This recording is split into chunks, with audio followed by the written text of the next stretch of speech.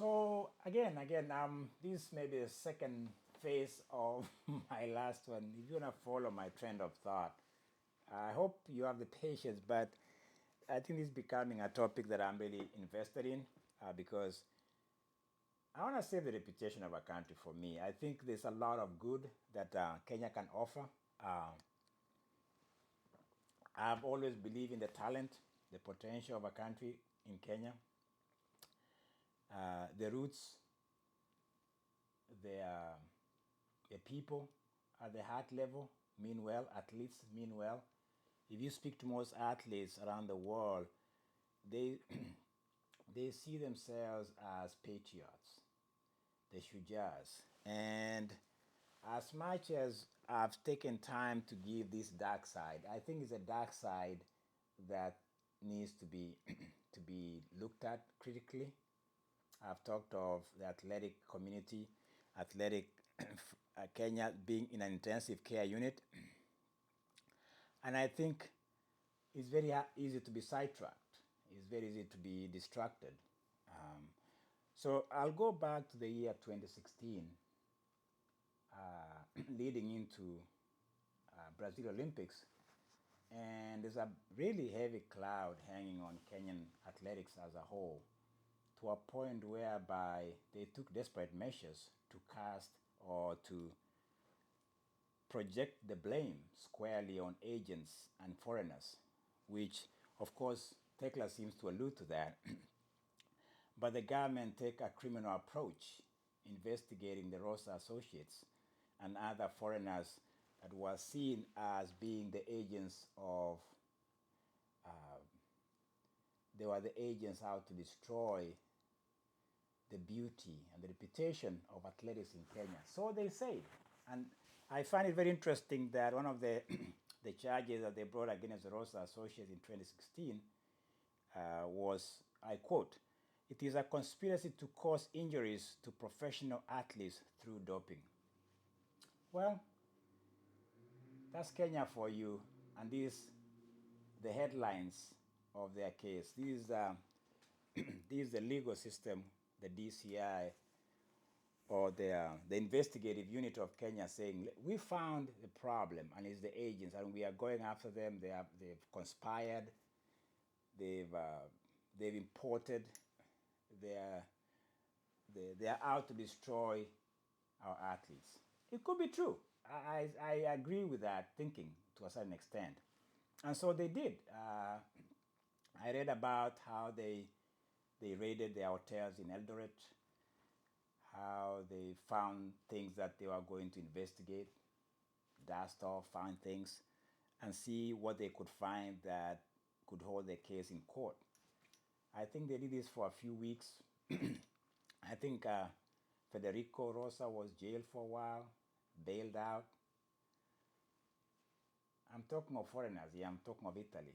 I'm talking of high connections. I'm talking of anybody foreign in my country. They're not going to jail. Hold on a minute. Oh, I'm okay.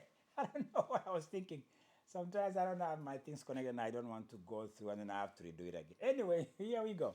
Yeah, so here is an Italian family, well connected, a lot of money. As an associate, they have offices, I think, in Eldoret, where they are able to work with that local athletes, their passports, visa, paperwork, and all that. And so, yes, they are deeply connected. Gabriele Rosa, as I've said, has been in Kenya for a long time. I think Fila, which is a sporting company in Italy, has invested a lot of infrastructure in the athletics world in Kenya. I think if you think of Gabriel Rosa, to me, he can go to any office, athletic office in Kenya, and they'll just give him red carpet. That's how Kenyans roll with foreigners, my friend. I remember one time I was flying to, I was flying from Kenya. I think it was 20 something. 20. I was flying with a lady from Minnesota. And I remember something that was, to me, it stuck very deep in my heart. I say, man, how do you do it in Kenya with all that corruption, with all that mayhem and lack of laws and lawlessness and the uncertainty of anything you do in Kenya. This lady was from Minnesota. Well, she works for an NGO company, environmental company. But this thing came to my thoughts the other day. I was thinking about these things I share with you guys. This is what she says. It's okay for me. I do very well there. Why are you complaining? She was so nonchalant the way she responded. And I think I can see what she's saying. That people who have come from outside, and when they go to Kenya, they are mostly Caucasian. They are Italians. When you are in Kenya and you are foreign, the Rosas, this lady I'm talking about, she lives in Kenya, the chaos in Kenya is comforting to some people because for them, they are treated like they're above the law. If that lady to be locked up somewhere in Kenya because of something will never happen. She is white. She's from Minnesota. Maybe she's from America. So she doesn't get the stinky part. She doesn't get the sense of the dirt. The guy in Kenya who maybe steals a chicken and ends up in maximum prison because of legal representation or lack of money. I'm just giving you that to realize that people who go to a country like Kenya, which is lawless, it doesn't mean there's no law. The law just clamps down on the poor. Okay? So when I talk of Rosa being investigated, being followed, going to court, Kenya is trying to save face in 2016. They are trying to say, here is a problem, and they're Italians. It's very easy to say that. Could they be the problem? Maybe. Could they have maybe brought some drugs and sold them locally to help athletes? Possibly. Can Kenyan mechanisms investigate that and bring it to court and meet the threshold for them to be convicted? I think it's a pipe dream because many of those famous cases, many of the foreign cases that have been maybe found wanting or suspected, alleged, they don't have a day in court. If they do, it's for cameras, and they don't end up anywhere. So the Rosas got away with it. And there was a slap on their wrist. They were giving 6 months ban after that 2016 where we are trying to save face as a country. Did they go anywhere? No. The Rosas, I think Gabriel Rosa is a grandfather of athletics in Kenya. Like I say, he has a long history with athletes in Kenya, mostly marathon runners. Paul Tergat, Moses Tanui, legendary marathon runners. So these connections have created a sense of impunity. They might have some criminality to what they do. I don't know. Maybe the system saw something. But the problem is that it doesn't stick. So we have nothing to say it was there. But one thing we know, one thing that I have a problem with these associate Rosas is that Rita Cheptoo's career was never the same. Stanley B. Watt, he became a shadow of who he was. Jemima Samgong, she'll never run again. Do you know we're still working in Kenya right now? Rosa and Associates. But the athlete, the ones that they found they have 15 to 20% payday when they won Boston Marathon, they are still in Kenya operating. Either they are doing the same thing or their sense of responsibility is like, we didn't do it. We don't know how they got it. Because it's very interesting that so let me give you an example why I'm having problem not connecting these agents and athletes together that they know. Because there's a coach by the name of Claudio Baradelli. Originally it was Dr. Gabriele Rosa who was the original grandfather or godfather. Yeah, I say godfather, that is scary because that's very mafios. Dr. Gabriele Rosa was the grandfather of coaching, managing, anything that has to do with Kenyan athletes back in the days. He was everything. That's the same way King McDonald's was, the Brit I talk about. So these people have total control. So, and then they had this Claudio Paradelli, who is supposedly the coach that came into place to replace the old 74-year-old, I think he's about 8 right now, Gabriele, who is the father um, of Federico Rosa, the son.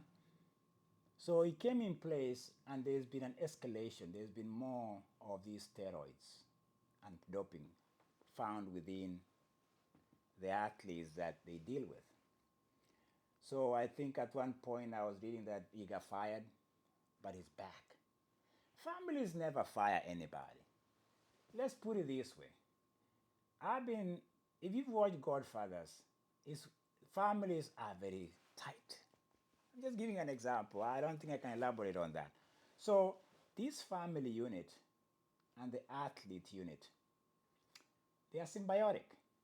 So when Chep tours of this world, when athletes pay the ultimate price in losing their status in the running world, and they are banned for so long, and there's no career after a while, and the people whom they are working with are still around, the question sometimes I beg to ask is, what happened to the managers? What happened to the coaches? Are you going to tell me here that they didn't know? Maybe there's not enough evidence. Evidence in Kenya to withstand the threshold of conviction for people with money? That's another story. And that's another ecosystem that is questionable. You know, when I keep talking about Rosa, is that there's a background to Gabriele Rosa that I was watching the chats of running world. You know, it's interesting that he was at one point a coach for Discovery Cyclist Club that was associated with Lance Armstrong, the cyclist. So he was a cyclist coach at one point. He was thrown out of there. I'm just reading these things, and there's a thread for me. There's something. Apparently, he's a decent guy who has really invested himself in athletic world and sporting world. And now he has found a system, an ecosystem in Kenya that he can thrive. I'm not saying he's a culprit. I'm not saying he's criminal. I'm not saying anything of that nature. What I'm just trying to ask is, when are Kenyans going to say, let's be organic? Let's find what is good within. The fact that we don't even trust our own, the only local coach I know right now in Kenya who has done very well is Patrick Sang. Patrick Sang with Eliud Kipchoge maybe are the exception, because even Patrick Sang, I think now is coaching, is connected to Beatrice Chebet. Beatrice Chebet is connected to a coach in Kericho. I think Captain Faith Kipyegon is connected to Patrick Sang. That's what I saw at one point during the trials. I read about it. I'm not sure. He's the only local coach we can talk about that has gone international and is kind of renowned, is seen. Other agents that have done very well, there's an agent from, is it Norway? I think he's Dutch. Hammonds. There's some great agents out there that have done very well. You don't hear a lot of scandals with athletes. But these Rosa associates, I'm reading a few things about their CV, their body of work, these athletes are associated with, and what happens after that. There's a trend, there's a pattern to this. And wherever there's smoke, somebody say there might be fire, but if it is a Kenyan smoke, it could be a big log that has been simmering there for a long time. People need to turn it over, there could be fire underneath. I'm just trying to be as local as I can. Kure now, what do you call those when we used to preserve fire for that. So because we didn't have a lot of matches, women would just burn a log, and then they'll use chepkudna, then they blow it late at night and the fire comes out. Maybe that's where they fire. They need to flip the coin or flip the log and they might find fire. I'm just trying to investigate. I'm trying to lead myself to see where is the problem. And the problem for me is that I think we are sleeping and there's a volcano that's about to erupt in Kenya. I think we've just seen signs, sparks of this and that. That even the parliament the other day took a session to ask a reporter from US to apologize for suggesting that Ruth Chemngetich was scandalous and she could be under the cloud of doping after Chicago World Marathon. Why is it that we are scared of being asked hard questions, Kenyans? Why? Why is it that when people ask hard questions, we think we're going to punch back as if we are holy? Listen, I'm not an apologist. I've said I'm not a Kenyan apologist. I'm a passionate Kenyan patriot that is trying to say, stop the lie. If the lie is somewhere there, just expose it. Okay? I think the fact that the parliamentarians had a moment to even talk about Ruth Chemngetich and the journalists asking some questions that I'm asking. And it's so sad and stupid for Kenya. Let me go that far. That while they were saying this, Jocelyn Chepkemoi or Chepkorir was being extorted at the airport for bringing athletic equipment after Chicago. I think she was fourth in Chicago. And I was reading that at the airport she was harassed and being extorted to pay $150 for each pair of shoes she got from her sponsors here in America coming home. What the fudge? What's wrong with that? Here is an ambassador going home with little trophies and toys. And the rotten system at the airport asked the girl to extort her and ask her to pay for what she was given as prizes or by sponsors. You see, this is what I'm talking about, Kenya. I get angry. And let me tell you why. We don't even know what we are talking about in Kenya half of the time. We don't understand. We are not disciplined enough to see the world is not as chaotic. Kenya thinks they are as chaotic as matatus are. We're going to bring that mentality to the rest of the world. The rest of the world is different, my friend. The rest of the world is a little bit organized. The world is so organized. The world is not matatu-like. The world is not like traffic in Kenya where there are no rules. Okay? So when some of us look at Kenya, we're not saying they're going to be like other countries. We're just saying, get your shit together. Investigate yourself so the world cannot be asking you these hard questions about stuff. It's an effort by Barnabas Korir, but don't be scared. Don't be defensive when people ask questions. I'm asking questions. Don't be defensive. If you juiced up, don't be like Rita Cheptoo. If you follow her case, was just the dumbest thing everybody can do. She doctored everything about going to doctors. Maybe she was working with these Italians to doctor this. Maybe, I don't know. But I'm tired of lies. Open lies. By the way, everybody lies. Once in a while we do. I do. But when it comes to some things of decency, an international framework, stop it. Stop it, Kenyans. I'm stopping right there. I sound like I'm going into tirade. Well, Rosa Associates, Rita Cheptoo, Jemima Samgong. It was Friday. I'll end on a high note because that's how I wrap up my show. Because you know what? We can only live a life for so long. We can. Because at one point, even the pilot, the emperor, the leader of the Roman Empire, asked this question: what is the truth? I ask that question as a human being too. What is the truth? The truth is within, and the opposite of the truth is quite obvious. Wish you well, with love and care, because you and I, we can have a conversation. We have winners, we have losers, and we have cheaters. You can pick what you want to be. I'd rather be a loser than a cheater. But I might win one day.